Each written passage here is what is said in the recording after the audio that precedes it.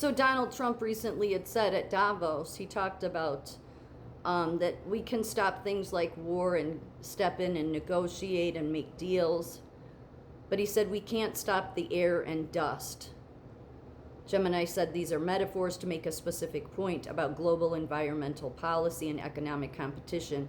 When he says we can't stop the air, he is expressing a world view that treats global pollution and pandemics as forces beyond the control of any single nation's regulations. Trump argues that the air is amorphous, meaning that it has no borders. His logic is that if the United States implements strict environmental regulations, what he calls the Green New Scam, it won't actually clean the air because dirty air and dust from countries with lower standards like China and India will simply blow over to the U.S. anyway. Exactly. Okay, he believes U.S. regulations are self-inflicted wound that hurts the American economy without fixing a global problem that just flies in the air. So, the thing is air, okay? I've said the prince, as it says in the Bible, the prince of the power of darkness is the prince of the air. That's what God said. The magnetic field is the prince of the power of the air. It holds the dust in many ways. It holds the pollution.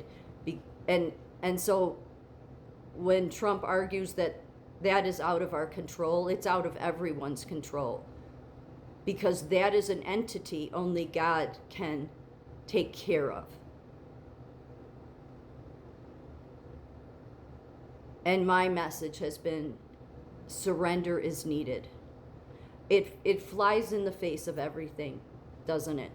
No, we should fight you can't fight the prince of the power of the air. The way you fight him is to surrender to God. God is the only one that can deal with him. So it's interesting that there's a distinction between what we can and cannot do. No matter how much the globe or the World Economic Forum or the experts think that we somehow can implement something that's going to change the air. No, think again. The air, just if the experts had ever realized that God told you what all this was in the Bible, then we wouldn't be in all these nightmare scenarios that the World Economic Forum and all the experts take us in. Like this idea that just because you have money, it somehow makes you an expert at what you're doing. It means nothing. It likely means that you're just a stupid atheist. Sorry, but it's the truth. Long before South Park came along and started, being psychics, there was General Hospital in 81. Yes. Mikos Cassadine's weather machine freezes Port Charles. And Port Charles was the name of General Hospital's town, a made-up town like all soap operas. Towns are in soap operas, okay? And I forgot all about this, though I remembered it because Jeannie Francis, I believe it's her, has posted these because it's the Luke and Laura love of the century, okay? That's what came on the scene in the 80s. And since Anthony Gary recently died, he died on the same day that Rob Reiner died. There's been a lot more clips going up of the, what Gloria Monty, the producer of General Hospital, brought off the chopping block. General Hospital was because of Luke and Laura. I think General Hospital was close to being canceled, and then she brought it back up from being canceled. So they went on all these different adventures, Luke and Laura, okay? Laura's not here. But this is Mikos Cassadine. This is all Luke and Laura saved the day and stopped the weather machine from freezing Port Charles, okay? Even Kim Cattrall was in that. I'm pretty sure that's Kim Cattrall. I'm positive it is. I should have looked it up for sure, but it is. She's the one that she was Samantha in Sex and the City. So, she was part of this storyline. She was on General Hospital for a while, just like Demi Moore was at one time, many. It's usually where they get their start. And I'm not trying to say anything against her. I'm just saying this was a bit, this was when your soap operas went from your mid-afternoon, let's pull all the housewives in of, falling in love to, we're going, the love connection is going on an adventure, okay? And so they, if you look back at some of these things, you'll find, boy, there's things that now we're learning may have some truth behind them. So you can go on YouTube and find the clips. I think it's Jeannie Francis who had played Laura, who she's still alive. She actually is I think the one posting some of the clips. Those were, that was when soaps went, into this exciting where they didn't just film on location. The acting is still, it's soap operas, so. But everybody has said that, somebody controls the weather, and look at, like, we're getting ready to go into this storm now, right? This big, ice freeze. And many times, this stuff, I feel like what they try to do is they use it to try to scare people, which would be what the Prince of Darkness would want to do, the Prince of the Air. But ultimately, it's all the Prince of the Air. That entity only God can handle.